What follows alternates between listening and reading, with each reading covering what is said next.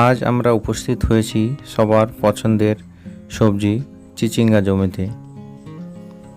তাই চিচিঙ্গা জমির কিছু দৃশ্য আপনাদের সাথে তুলে ধরব।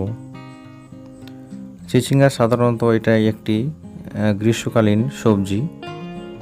এই সবজিটা শীতের পরে পরেই বীজ বপন করা হয় এবং এটা গোটা গরম সিজনটাই ফলন পাওয়া যায়। শীতের পরে পরেই বীজ বপন করলে গরমের শুরু থেকেই এই ফলন পাওয়া যায়। সাধারণত এটা মার্চ মাস থেকেই বীজ বপন কাজ শুরু হয়ে যায়, গরম সিজন পুরোটাই চলে। কেউ চাইলে সেটা দেরি করে বা এখনও বীজ বপন করতে পারেন।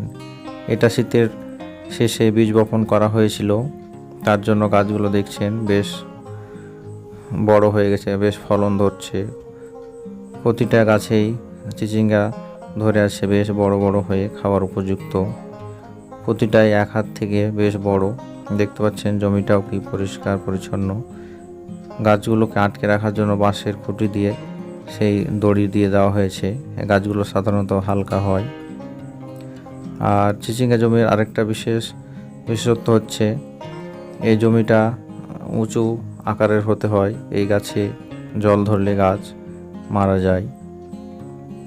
তার জন্য প্রথমত আমাদের উঁচু জমি নির্বাচন করতে হবে এবং এই বীজটা অনেকটা শক্ত হওয়ার জন্য তাড়াতাড়ি অঙ্কুরিত হয় না।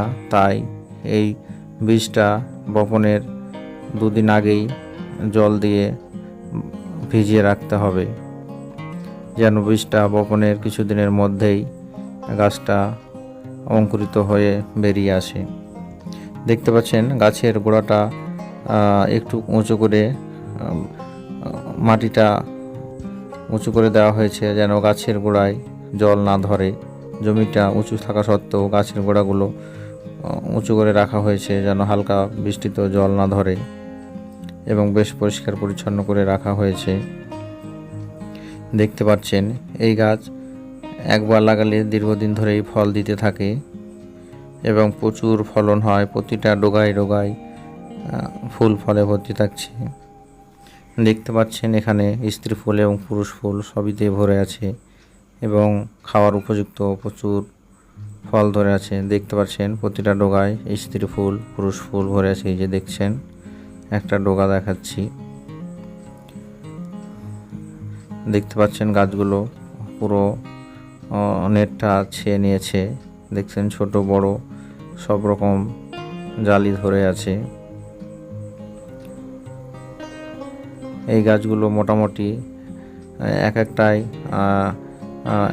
একটা বেডে 3-4টে করে গাছ দেওয়া আছে এবং 8 হাত 9 হাত দূরে দূরে এক একটা বেড তৈরি করা আছে। আপনারা যারা বিজনেস আকারে করতে চান তারাও এইভাবে করতে পারেন, বা কেউ যদি বাড়িতে খাওয়ার জন্য চাষ করতে চান এটা তবুও করতে পারেন। এটা অনেকে ছাদ বাগানেও করে থাকে। এটা ছাদ বাগানও খুব সহজেই হয়। মাটিতে টবে বীজ দিয়ে দিলে এবং ওপরে যে কোনো একটা দড়ি টাঙিয়ে দিলেই গাছটা যেন আটকাতে পারে, সেভাবেই এই ফলগুলো সাধারণত ঝুলে ঝুলে হয়। তাই আপনারা ছাদ বাগানও চাইলে করতে পারেন। এটা খেতে অত্যন্ত সুস্বাদু, ভাত এবং রুটিতে সবেতেই খাওয়া যায়। এটা গ্রীষ্মকালেই হয়।